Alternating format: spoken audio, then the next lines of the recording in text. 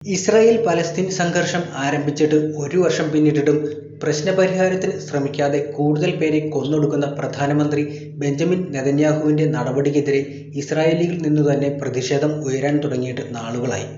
പലയിടത്തും യുദ്ധം അവസാനിപ്പിക്കാൻ വേണ്ടി ജനം തെരുവിലിറങ്ങിയിട്ടും അതൊന്നും കാണാൻ നെതന്യാഹുവിന് സമയം കിട്ടിയിട്ടില്ല.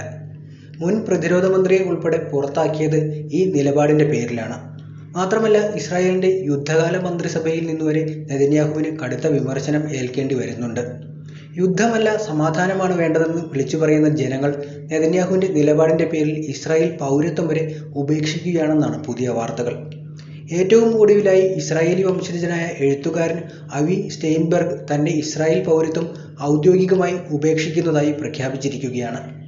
കുടിയേറ്റക്കാരുടെ കൊളോണിയലിസത്തിന് നിയമസാധുത നൽകിയ ഇസ്രായേൽ പൗരത്വം എപ്പോഴും വംശഹത്യയുടെ ഉപകരണമായിരുന്നു എന്നാണ് അദ്ദേഹം ആരോപിക്കുന്നത്. ഇസ്രായേൽ പൗരത്വം നമുക്ക് അറിയാവുന്ന ഏറ്റവും മോശമായ അക്രമ കുറ്റകൃത്യങ്ങളെ മുൻനിർത്തിയാണ്. ആ കുറ്റകൃത്യങ്ങളെ വെള്ളപൂശാൻ ഉദ്ദേശിച്ചുള്ള നുണകളുടെ ആഴം കൂടുകയാണെന്നും അദ്ദേഹം വ്യക്തമാക്കുന്നുണ്ട്. 1948 സ്വാതന്ത്ര്യ പ്രഖ്യാപനം, 1950 റിട്ടേൺ നിയമം, 1952 പൗരത്വ നിയമം എന്നിവയുൾപ്പെടെ കൊളോണിയലിസത്തിനും വിവേചനത്തിനും നിയമസാധുത നൽകിയ ഇസ്രായേൽ സ്ഥാപിതമായതിനെ തുടർന്ന് പാസാക്കിയ നിരവധി നിയമങ്ങൾ ഉദ്ധരിച്ചുകൊണ്ടായിരുന്നു സ്റ്റെയിൻബെർഗിൻ്റെ പ്രതികരണം.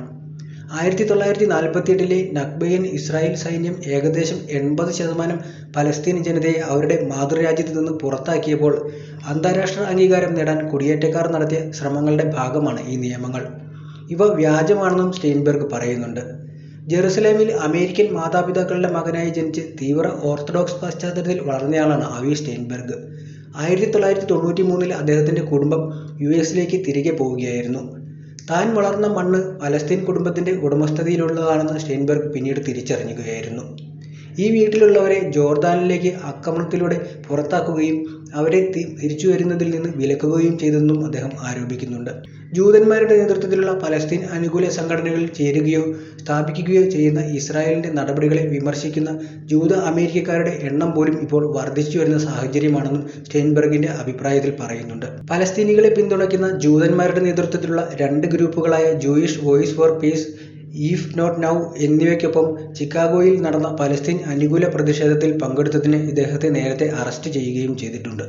യഹൂദ മതവുമായോ ജൂത ചരിത്രവുമായോ സയണിസത്തിന് യാതൊരു ബന്ധമില്ലെന്നുമാണ് അദ്ദേഹം പറയുന്നത്.